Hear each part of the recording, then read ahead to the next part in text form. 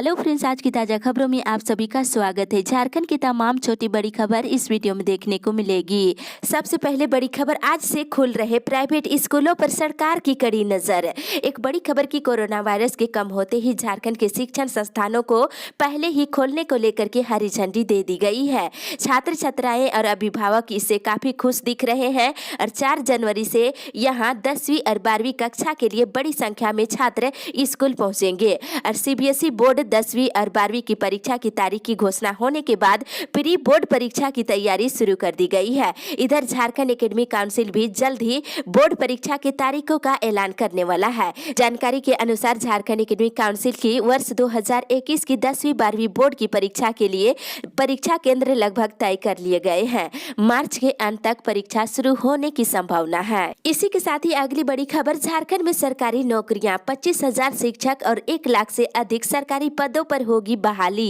एक बड़ी खबर की राज्य में सरकारी नौकरियों में बड़े पैमाने पर रोजगार के अवसर उपलब्ध है। स्वरोजगार के माध्यम से भी सरकार लोगों को नियोजित करने की तैयारियों को आगे बढ़ा रही है। सर्वाधिक पद शिक्षकों के खाली है। इसके अलावा पुलिस और अन्य विभागों में भी सैकड़ों की संख्या में नियुक्ति होनी है।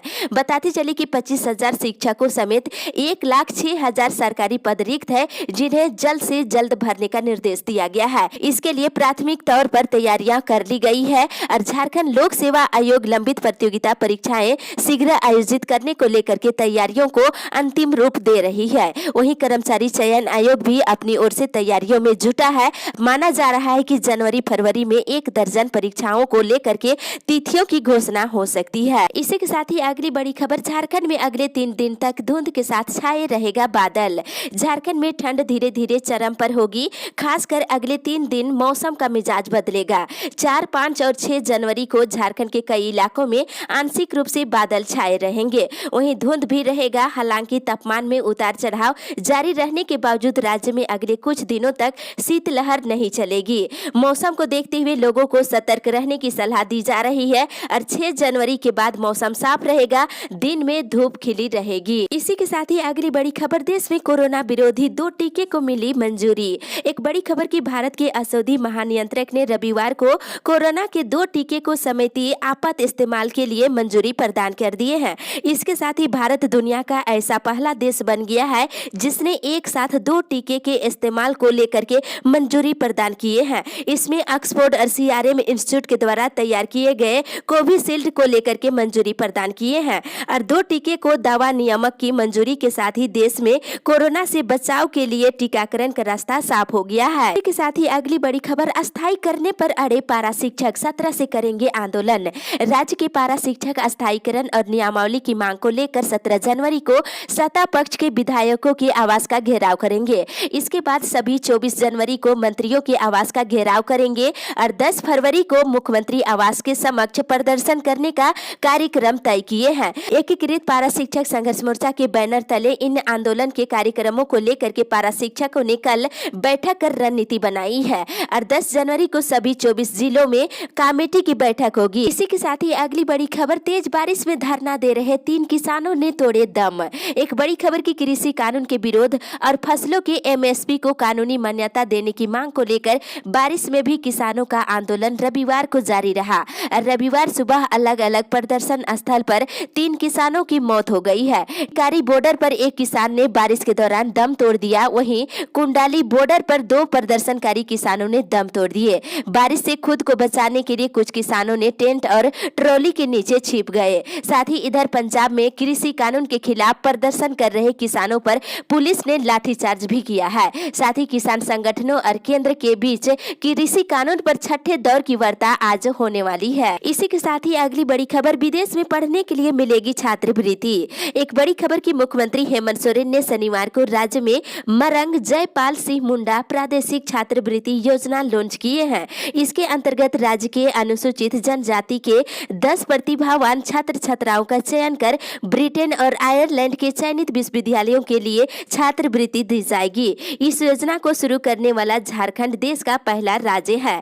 बताते चले कि इस योजना का लाभ लेने वाले आवेदक के माता पिता की संपूर्ण पारिवारिक आय 12 लाख रुपए प्रति वर्ष से अधिक नहीं होना चाहिए और इस योजना का लाभ अभ्यर्थियों को एक बार ही मिलेगा। इस योजना का लाभ केंद्र सरकार के मंत्री और राज्य सरकार के मंत्री के बच्चे नहीं ले सकेंगे। इसी के साथ ही अगली बड़ी खबर, स्थानीय भाषा में लोगों को कानूनी जानकारी देगा झालसा। एक बड़ी खबर की, झारखंड राज्य विधिक सेवा प्राधिकार राज्य की जनजातीय आबादी को उन्हीं की भाषा में कानूनी रूप से जागरूक करेगा। राज्य के सभी जनजातीय भाषा में पंपलेट और हैंडबुक प्रकाशित कर कानूनी अधिकार के बारे में बताया जाएगा। अपने कानूनी अधिकार के लिए सभी बातों की जानकारी जनजातीय भाषा में मौजूद रहेगी और साथ ही सरकार की सामाजिक सुरक्षा और कल्याणकारी योजनाओं की जानकारी और इसका लाभ लेने के तरीका भी स्थानीय भाषा में ही उपलब्ध होगा। मुंडारी और हो भाषा में पंपलेट प्रकाशित कर दिए गए हैं, अन्य भाषाओं में भी जल्द ही जारी कर दिए जाएंगे। इसी के साथ ही अगली बड़ी खबर, एक दिन में 2 शिक्षकों को नहीं मिलेगा आकस्मिक अवकाश।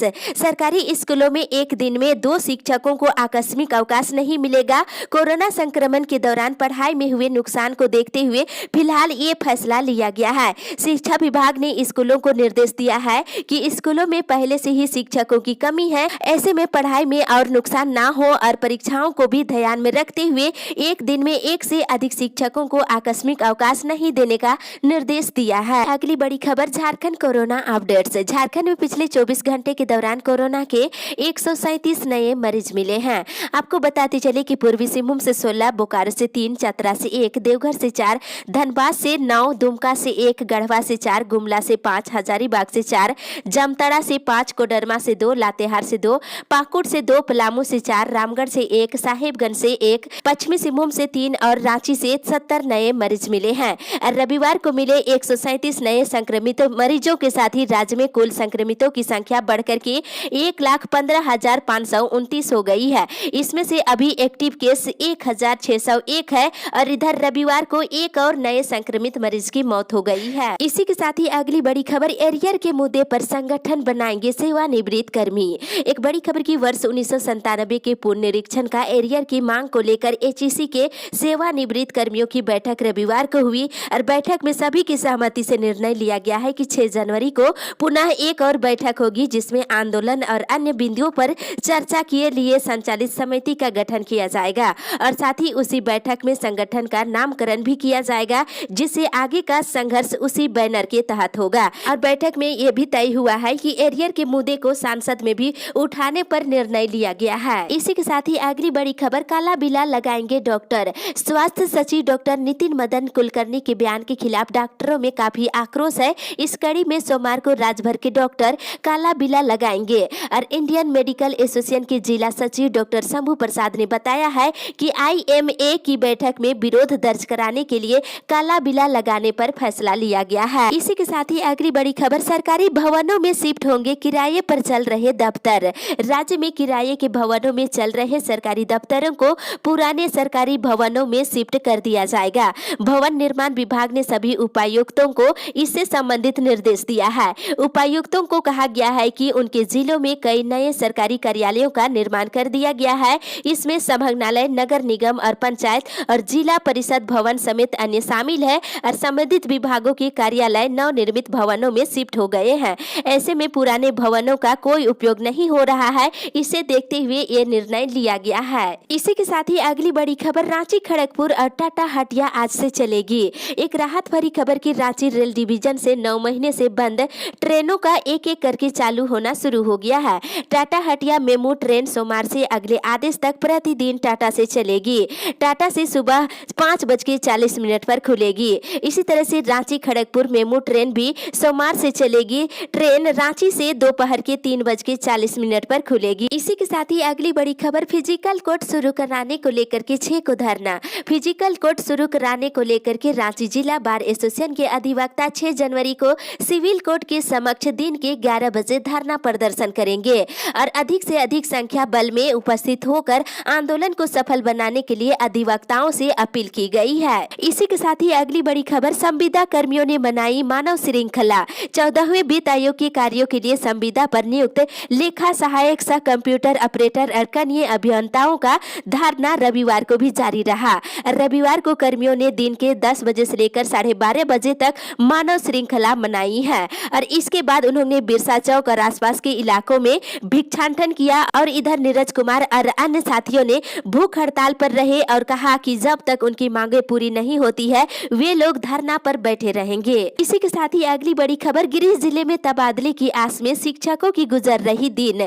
प्राथमिक विद्यालयों के शिक्षक अपने गिरिडीह जिला में सेवा दे सकते हैं, इसके बावजूद राज्य के प्राथमिक और मध्य विद्यालयों के लगभग 7,000 से अधिक शिक्षक दूसरे जिले में पदस्थापित है। गिरिडीह जिले में स्थानांतरण की आस में शिक्षक पिछले 2 वर्षों से लगातार आंदोलन कर रहे हैं। हालांकि इन्हें अब तक आश्वासन के सिवाय कुछ नहीं मिला है। सरकार हमेशा आश्वासन देती है कि जल्द ही तबादले गिरिडीह जिले में कर दिए जाएंगे, लेकिन आश्वासन के सिवाय कुछ नहीं अभी तक मिला है। इसी के साथ ही अगली बड़ी खबर, 31 ग्राम सभाओं ने अस्वीकार किया सामुदायिक वन पट्टा।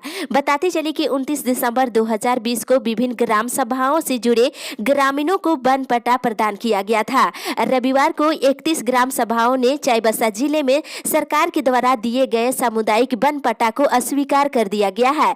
रविवार को स्थानीय शहीद पार्क में 31 ग्राम सभाओं की बैठक हुई और बैठक में विभिन्न ग्राम सभाओं से जुड़े लोगों ने सरकार के द्वारा दिए गए वन पट्टाओं का समीक्षा की गई है और बताया गया है कि वन अधिकार अधिनियम के उपयोग के अधिकार उपबंध 3 के अधिकारों की कटौती करने के साथ ही अन्य कारणों के कारण इसे अस्वीकार कर दिया गया है। इसी के साथ ही अगली बड़ी खबर, रोड टैक्स नहीं देने वाले वाहन मालिकों को नोटिस। रांची जिले के 280 से अधिक वाहन मालिकों ने रोड टैक्स, जुर्माना और अन्य बकाया नहीं जमा किया तो उनके वाहन जब्त कर लिए जाएंगे। उनके खिलाफ कुर्की जब्ती की कार्रवाई भी की जा सकती है। जिला परिवहन पदाधिकारी ने सभी वाहन मालिकों को नोटिस जारी कर 15 दिनों में सभी प्रकार की बकाया जमा करने का निर्देश दिया है और निर्धारित अवधि में बकाया नहीं जमा करने पर कानूनी प्रक्रिया शुरू की जाएगी। इसी के साथ ही अगली बड़ी खबर, मानदेय के लिए आंदोलन करेंगे शिक्षक। झारखंड सहायक प्राध्यापक अनुबंध संघ ने रांची विश्वविद्यालय की ओर से लंबित मानदेय का भुगतान नहीं किए जाने पर नाराजगी जताई है।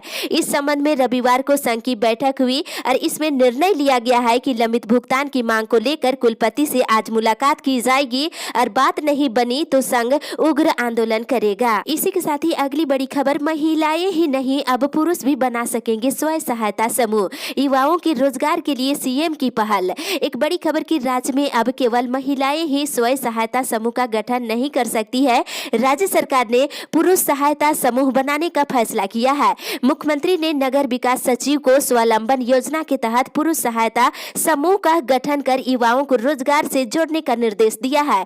अब तक केवल महिलाएं स्वयं सहायता समूह आजीविका हासिल करने के लिए राज्य सरकार मदद मुहैया कराती थी, लेकिन अब नगर विकास विभाग शहरों में पुरुष सहायता समूह को प्रोत्साहित करेगा। साथ ही अगली बड़ी खबर, 21 साल से पहले सिगरेट और तंबाकू अब नहीं। एक बड़ी खबर की धूम्रपान और तंबाकू उत्पादकों के सेवनों को रोकने के लिए कई दिशाओं में अहम कदम उठाए जा रहे हैं। सरकार ने सिगरेट और तंबाकू उत्पाद खरीदने की न्यूनतम उम्र सीमा बढ़ाकर 21 साल करने का प्रस्ताव रखा है।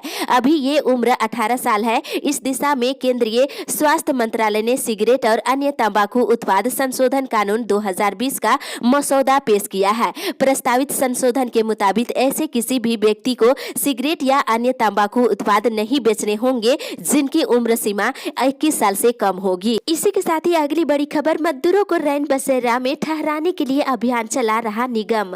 बताते चले इधर धनबाद जिले में रैन बसेरा के लिए नगर निगम को मजदूर नहीं मिल रहे हैं। गोल्फ ग्राउंड स्थित रैन बसेरा में 24 बेड है, लेकिन यहाँ मात्र 4 से 5 मजदूर ही ठहरते हैं। 18 से 20 बेड हमेशा खाली रह जाती है और पीएमसीएच के समीप रैन बसेरा की स्थिति थोड़ी बहुत बेहतर है। आपको बताते चले कि इस रैन बसेरा में ठहरने के लिए छोटे व्यवसायियों और मजदूरों से 20 रुपये बेड चार्ज लिए जाते हैं और जो मजदूर पैसा देने में अक्षम होते हैं उन्हें निगम की ओर से निःशुल्क व्यवस्था कराई जाती है। इस तरह से अगर आपको किसी तरह की कोई दिक्कतें होती है तो आप इसमें ठहरने के लिए आप इसमें जा सकते हैं। इस अपडेट में बस इतना ही। आगे की खबर के लिए आप हमारे साथ बने रहें।